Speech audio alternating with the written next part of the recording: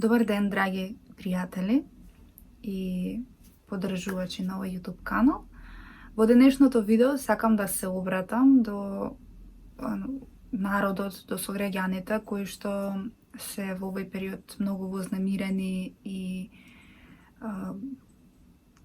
живеат со, верувам, тежина во срцето, бидејќи се случуваат некои нешта кои што никој не би ги посакал ниту на непријател.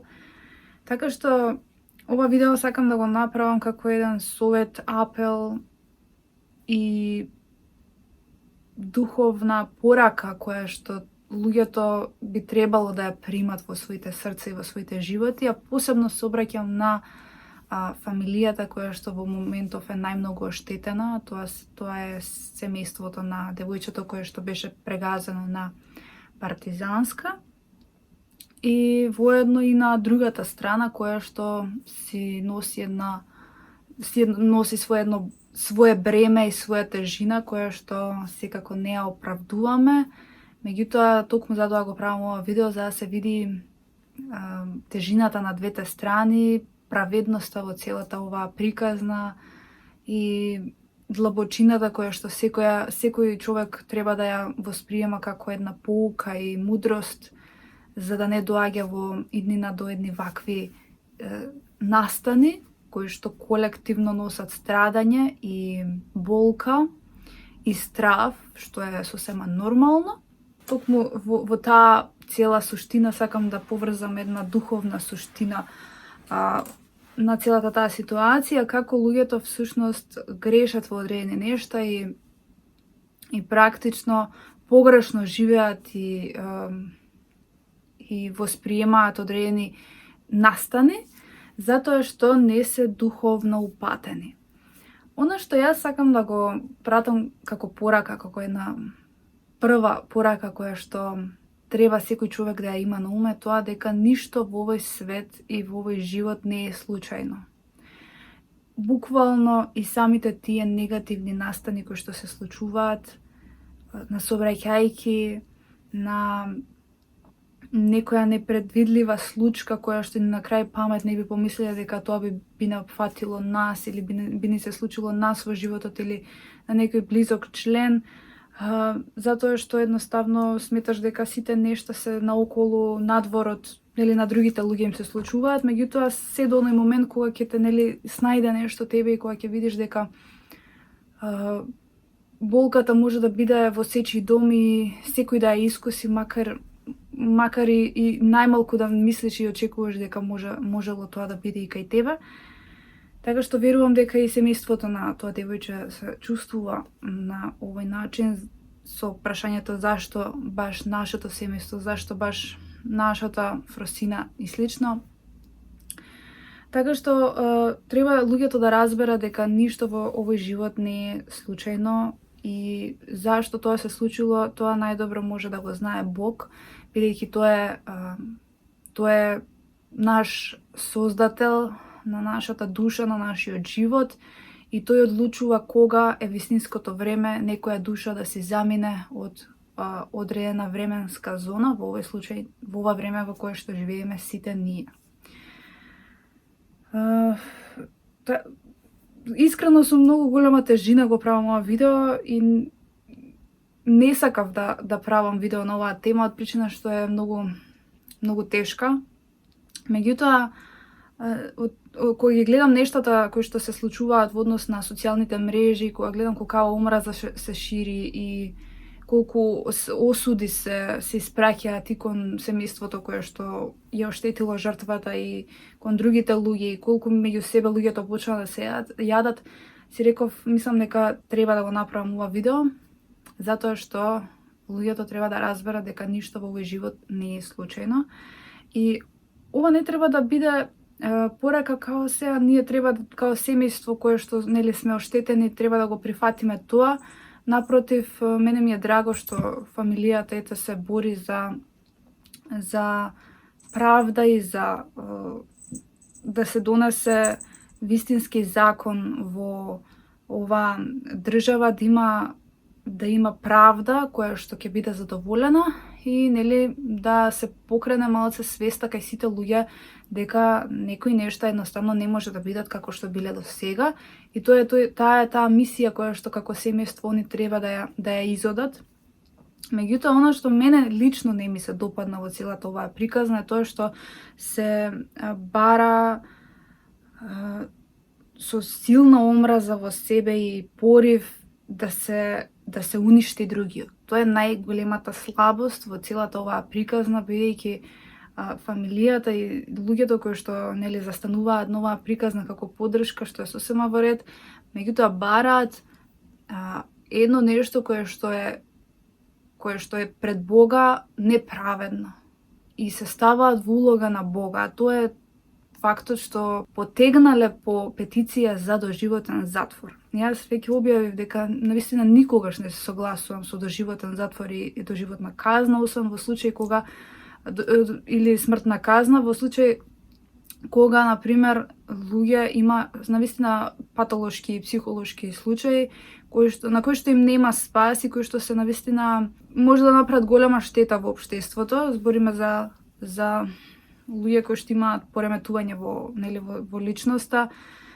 и, например, се серијски убијци, значи прават масовна штета која што е свесна волева или несвесно волева, меѓутоа нели ја прават на другите луѓе и на тој начин придонесуваат да се загрозуваат човечки животи и да речеме во тие случаи да прифатиме дека таа личност треба да биде доживотно затворена, да ја биде пресудена на таков затвор, меѓутоа во вакви случаи кога, например, се случуваат нешта кои што не биле намерни и волеви, се работи за несреќен случај од една страна, иако јас го разбирам фактот дека дечкото пиел и имал позади себе состојба која што го навела на таков порив да вози нели без возачка и да вози со алкохол во себе, кој што довело до овој случај. Меѓутоа, целата духовна позадина на оваа приказна е тоа што морало вака да биде за да може колективот да се разбуди за системот во општеството. Тоа е едната точка која што ја влече овој случај. Втората точка е што сепак во целата оваа приказна тој лик не го направил ова со волева намера дека сега јас ќе излезам надвор, ќе ја запалам колата и ќе одам да убијам пешак. Не верувам дека дечко кој што е млад и кој што, да речеме, немал позади себе некои криминални дела, да има такви, мислам, не будала да си го загрозува до тој степен животот, да биде свесен дека ќе лежи за тоа во затвор и да го прави тоа намерно, освен ако зборуваме за психолошки случај кој што нели има некоја диагноза. Во овој случај нема и тоа ни кажува дека сепак се работи, значи имаме линија која што разграничува дека делото не е направено волево.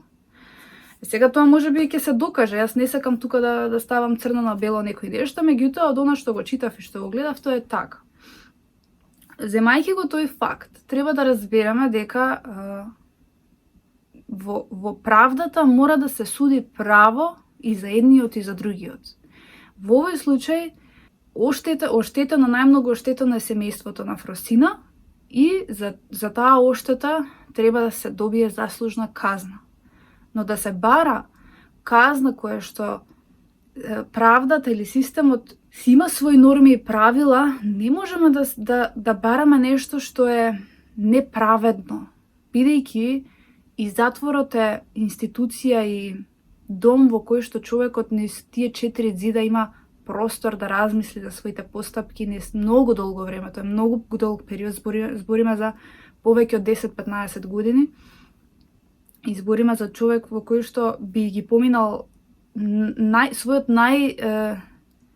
ранлив развој и најголем развој од 20 до 30 години би ги поминал во 4 зида, што не верувам дека тој период не би дошол до себе испитување и до промена во својата личност врз основа на постапките кои што не ги размислувал во својата 20 годишна возраст.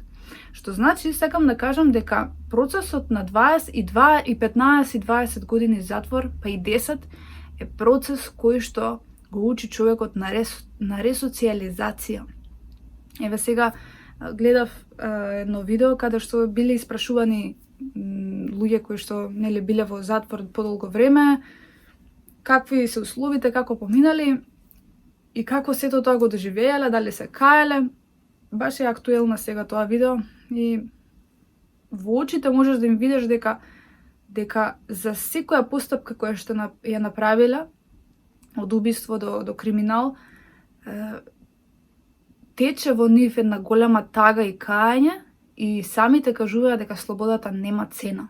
Што значи дека затворот носи една духовна поука која што луѓето ја разбираат со текот на времето кога ќе ги искусат нештата на одземање на правото на секаков свој личен избор.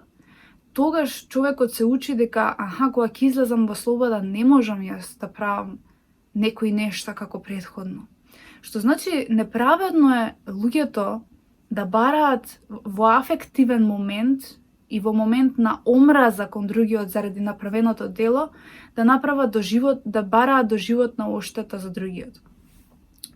Тоа е една порака до секој човек да разбере дека во безразлика на непријателот, на тежината на делото, секој човек треба да го негува во себе простувањето и оставањето на нештата во Божји раце, бидејќи Бог е праведен за секој човек. И ова најтешкото нешто што јас го гледам во целата оваа приказна е тоа што фамилијата, генерално како фамилија, се борат за доживотен затвор, кој што покажува зашто ја добиле таа животна несреќа.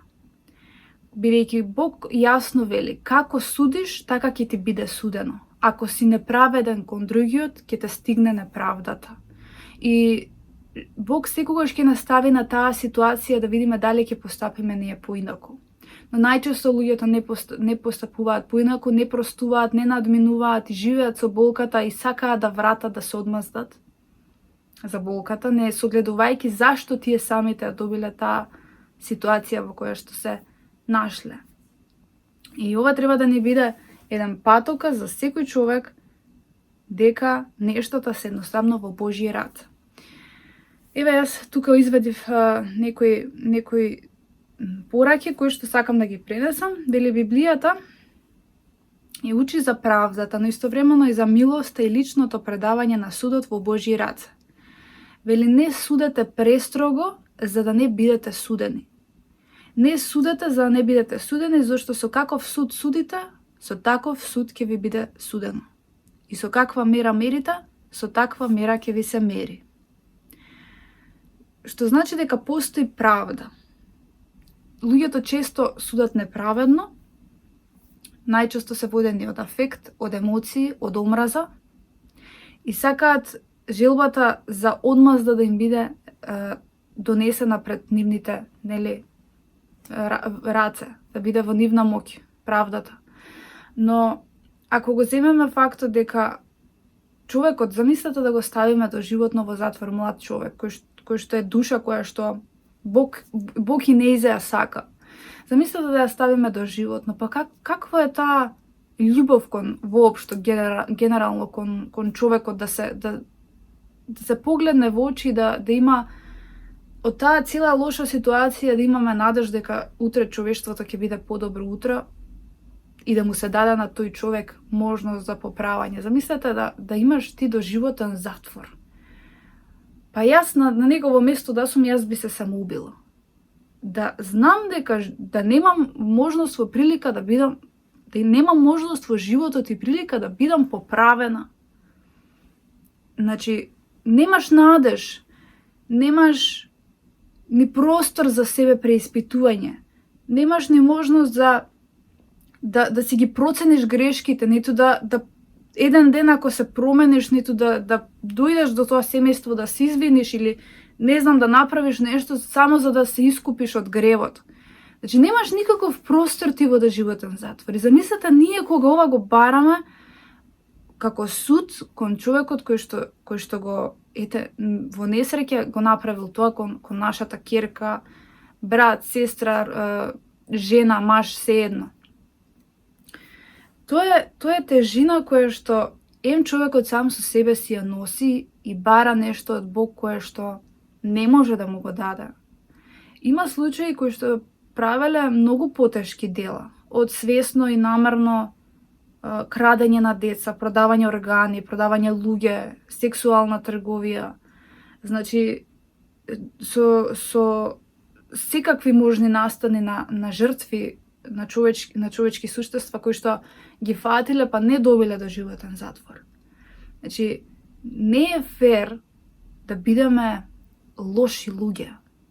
Фер е да бидеме праведни, да бараме правда во системот, да бараме правда во државата, да можеме да живееме знаејќи дека секое дело ќе може да биде без партиско влијание, без ќутенка пуштено и препуштено на слобода. Значи да, треба да си има правда и треба сите да се бориме за таа правда, ама не да бидеме неправедни и кон неправедните.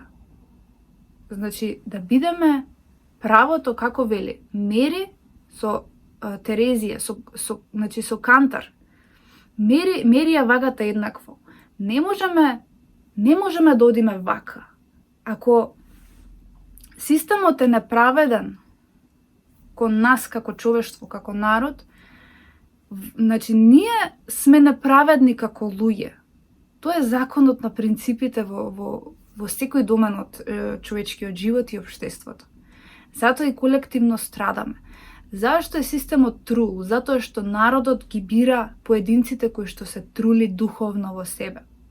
Кога ќе ставиш ти човек кој што е духовен на висока позиција и кој што е праведен и кој што ги гледа нештата врз основа на закон и правда, а не врз основа на интерес, личен интерес, тогаш ќе имаме правна држава која што ќе стои стабилно со стабилни темели.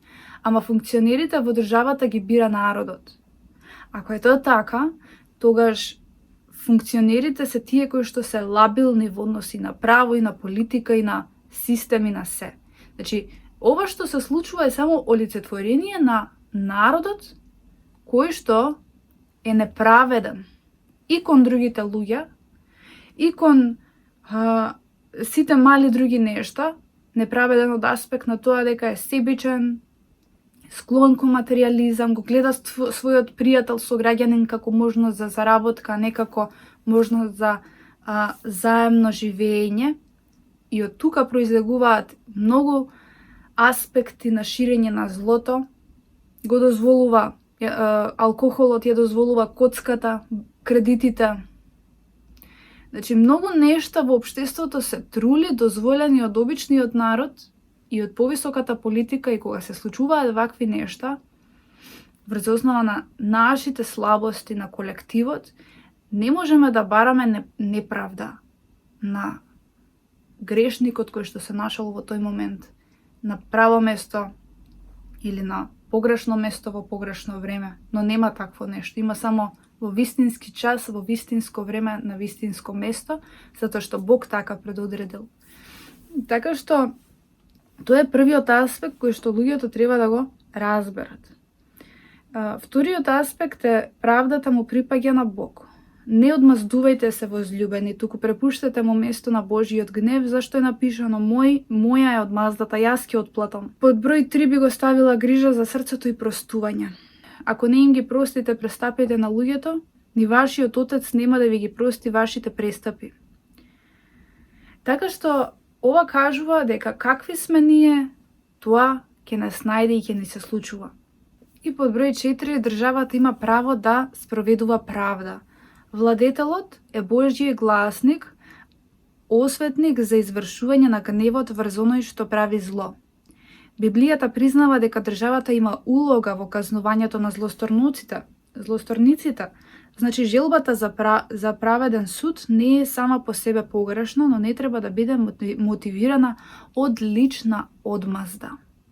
Значи, правосудниот систем треба да биде правда и за сторителот и за жртвата. Секогаш тоа треба да биде така. Ако судиме спрема според нашата болка и според нашата одмазда и според нашиот гнев, тогаш тоа не е правда во очите на Бога. Од друга страна, еве ги имаме ситуациите кои што не се само тие, значи имаме во државата проблем со целиот систем од аспект на тоа што луѓето се себично мотивирани само за себе.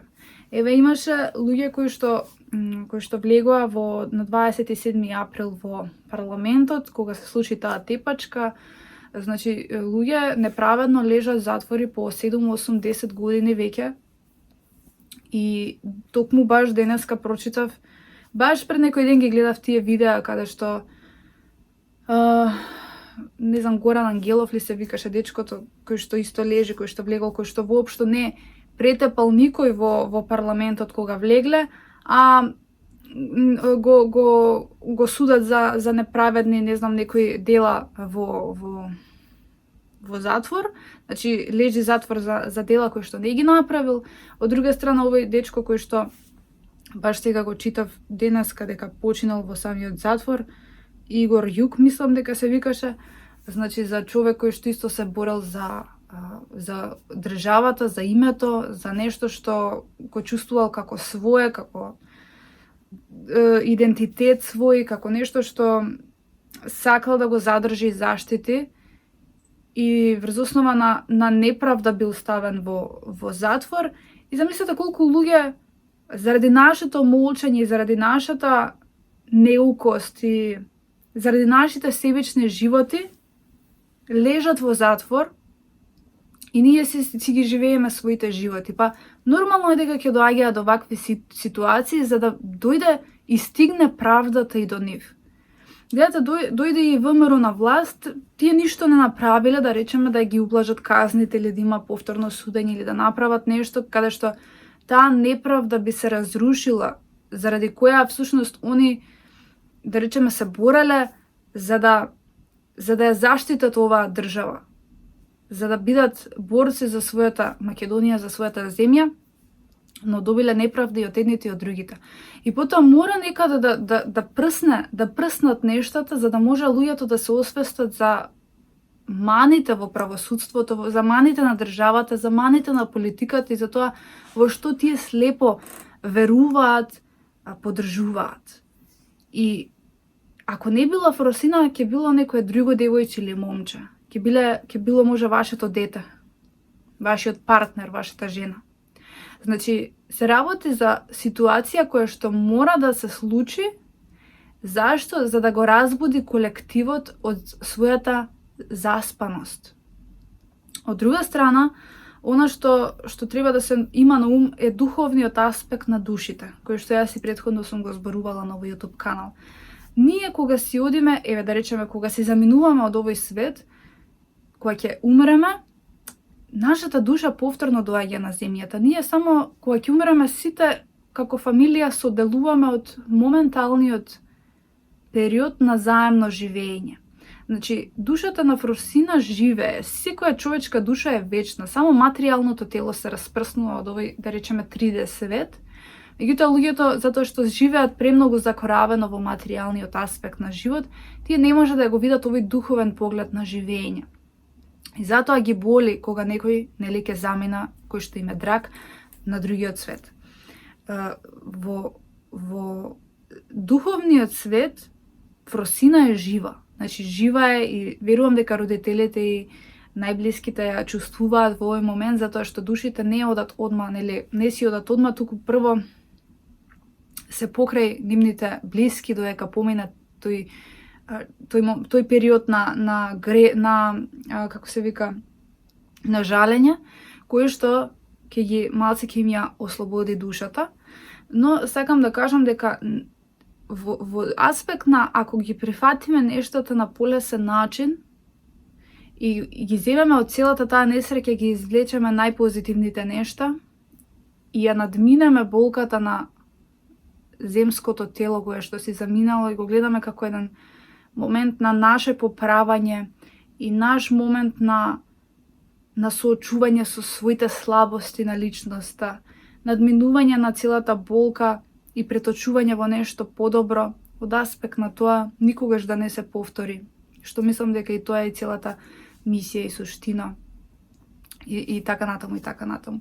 Од друга страна, човекот да не го дозволува злото, затоа што ета. Злото, од алкохолот, од дрогата, доаѓаат најголемите несреќи во човечките животи. Значи, и дрогата и алкохолот е донесена од некој повозрасен од Васил или Јован, како и да се викаше детето кој што земал. Не го оправдувам. Тој си имал порив кон такви субстанции. Меѓутоа, и тој од некаде ги земал. И тој имал прилика од некаде да ги земе. Значи, ние треба системски сите колективно како друштво да работиме на спречување на злото, а не на дозволување или отргнување од другите луѓе, како тоа не е ништо наша приказна и ние да се живееме како ништо. Не, луѓето треба колективно заедно да бидат подршка еден од други, но како да бидат кога сите се отуѓија заради тој материјализам и тој момент да човекот живее само за себе себично. Кога знае дека му продава неправедни услуги и производи на својот пријател, на своето работно место. Затоа што цените се злоупотребени. Сум зборувала и за овие теми, поентата беше на целото ова видео да се разбере правичноста и правдата и законите и да се земат во предвид двете страни секогаш на приказната. Значи, не е случајно ги добиваме некои нешта и не е случајно баш нас нашле некои нешта, за да ние како луѓе се поправиме и ги надминаме и го поправиме ово општество. И за крај еве би кажала, душата на Фросина, значи како човечки души, ние кога ќе се заминеме од овој свет, ние се враќаме само кај Бога. Значи нема пекол, нема рај, значи душата постои и ние сите како души еден ден повторно ќе бидеме како фамилија без човечки тела, значи кај Бог. Тоа треба да биде утеха на секој човек надвор од колективното, општествено, навикнато функционирање, жалење по човечкото тело. Значи тоа е една, да речеме, традиција која што секоја култура ја негува, меѓутоа оно што луѓето не го знаат дека со заминувањето од ова човечко тело ние се заминуваме само периодично од ова човечко тело. И зашто е важно да се знае дека душите во вистински момент го напуштаат овој свет.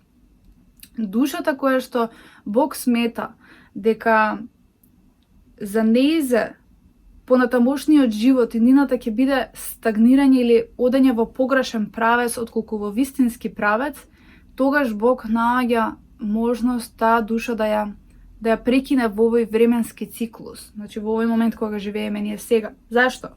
Затоа што ако ја остави да живее врз основа на незините можеби позитивни карактеристики, дух, чистота, игривост или не знам некои други, да речеме, позитивни аспекти на личноста, не можат да бидат успешно реализирани или да живее среќно и хармонично ако ги носи тие аспекти во ваков еден црн свет. Затоа Бог некогаш ги прекинува тие човечки животи. Од друга страна, понекогаш, еве, например, ќе го земам тука примерот за Тоше. Тоше, например, да бил жив, јас сум 100% сигурна и знам дека не би можел да обстои во ова општество, во овој свет, со толку неправди, со толку зло, со толку негативна енергија. Едноставно, душата на Тоше била многу поразлична од овој колектив на светско ниво. И затоа тие души мора да се заменат во одреден период од животот. Тоа што го алудирам и на овој момент со Фросина. Значи, девојчето, ете, како што прочитав или чув некаде, било со моден дизајн, значи одела во Франција, сакала да си тргне по некоја кариера. Луѓето да знаат дека Франција моментално во Франција владе и живе најголемото зло и тие европски западни земји на Англија, сите тие тука земји кои што се најголемото зло владе. Значи, замислете, ако го гледаме тој аспект, животот за Фросина, дека можела да тргне по сосема погрешен пат, по зло, по некои површни вредности, по... Не знаеме каде би можел да тргне нејзиниот пат, само тоа Бог знае. Но хипотетички, да го земеме тој аспект на живење. Значи, Бог може би со таа причина сакал да го прекине животот тука каде што е, затоа што за нејзиниот духовен развој и за нејзината среќа, благосостојба и хармонија, тој напредок не бил правилен, не бил добар за нејзе. И затоа некогаш Бог ги спречува младите животи или животи прерано или пребрзо, кој што за нас во нашите очи гледаме дека се неправедни, пребрзи и на лош начин завршени, меѓутоа во очите на Бог тоа е математички прецизно завршено и направено онака како што треба, во името за колективното добро и во името за доброто на душата на Фросина и во името за доброто на фамилијата на Фросина, која што треба да си научи одредена лекција низ оваа неправда, општеството да научи своји лекции, колективот низ оваа неправда. И Фросина еден ден ќе си се роди повторно во идеални услови, во идеално време, а еден ден и кога ќе заминаме сите од овој свет што сме сега живи, ќе се споиме, значи во таа една духовна фамилија која што како души постоиме негде горе над овој космос. Така што, ете, ова нека биде една порака до секој човек да има надеж, да има вера, да има љубов повеќе во срцето, да не се јадат луѓето едни помеѓу други. И од ова да извлечеме сите заедно една поука, борба и да го направиме ова македонско општество врз основа на нашата внатрешна промена во срцата и карактерите и карактерните слабости поубава држава. А тоа ќе се случи само ако на власта дојдат луѓе кои што треба да бидат добри во срцето, праведни во разумот и духовно чисти, да не бидат поддржувачи на површност, материјализам и зло, туку да бидат поддржувачи на едноставен живот, на кроткост, на добри вредности, на квалитет, на култура, на закони и на поддржување на луѓето во секој домен од државата. Да напредуваат, но не материјалистички, туку духовно и културолошки. Ете, јас ви благодарам, се надевам дека ова видео ќе ви служи, а ние се гледаме во следното видео.